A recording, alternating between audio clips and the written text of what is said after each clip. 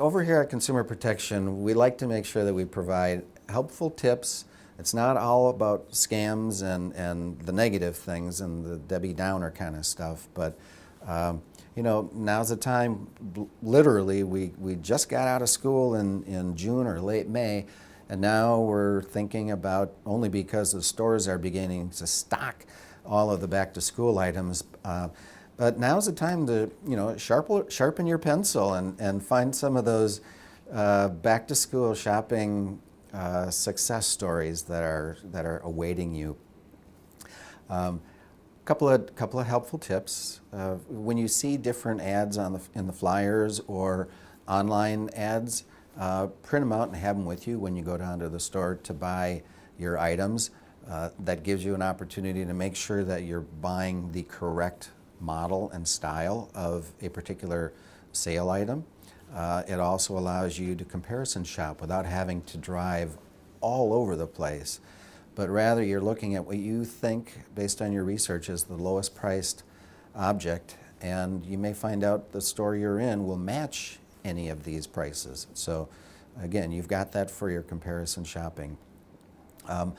Also make sure that when you're standing in front of the bank of shoes, for example, and you've got all these different styles and models and colors and whatnot, that if there is a sale sign posted over there, that you're looking at the correct model that is representative of the sale item or the sale price.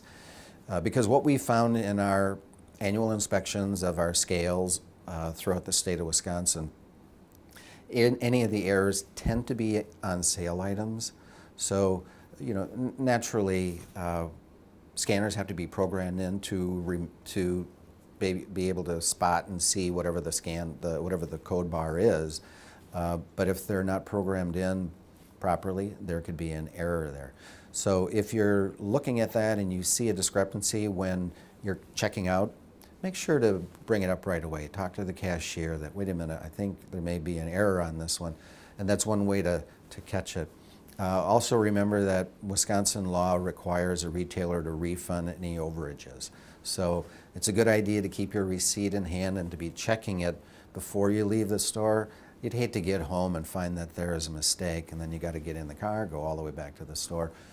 Just take a moment or two before you get out into the parking lot to compare what's on your receipt with what you just bought. But here, on a bit of good news, is something that Wisconsin consumers can feel very good about. Our inspectors last year inspected approximately 100,000 devices that scan items, and the accuracy rate was almost 99%. I think it was like 98.8%. That's pretty good. And so what that means basically is Wisconsin consumers are getting what they're paying for, and Wisconsin businesses ought to be applauded for an accuracy rate that is almost 100%. Oftentimes when you're in a store and your eyes are really wide and you're looking at an item that, you know, this is a surefire product buy, and then you find out after the fact that, you know what, I think I'm going to need to return this. It's always a good idea to make sure that you're versed in what the return policies are. And on sale items, it may be as is and that there are no returns. So obviously you want to make sure that you know that up front.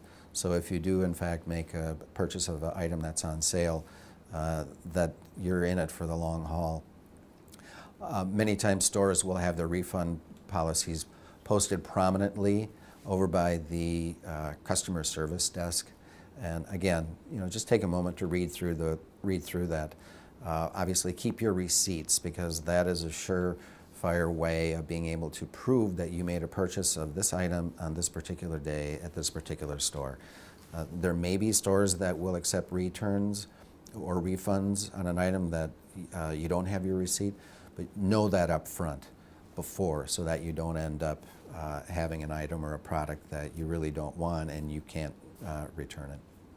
When you're looking at sale items, there may be a different price for an online purchase versus a brick and mortar purchase. That's something you'll want to definitely check on. The other thing is the refund or return policy might be a little different for something that you're buying online versus in-store. Again, knowing what those are before you make a purchase is certainly a good idea, and something that ultimately ends up protecting you in the end, protecting you from unavoidable hassles or just the inconvenience of having to return something or not return it because you didn't fully understand the policy going in. For any consumer that has any questions or would like to find some information, I would encourage you to give our hotline a call at 1-800-422-7128. We're open from 7:45 to 4:30 Monday through Friday, or feel free to visit our website at datcp.wi.gov.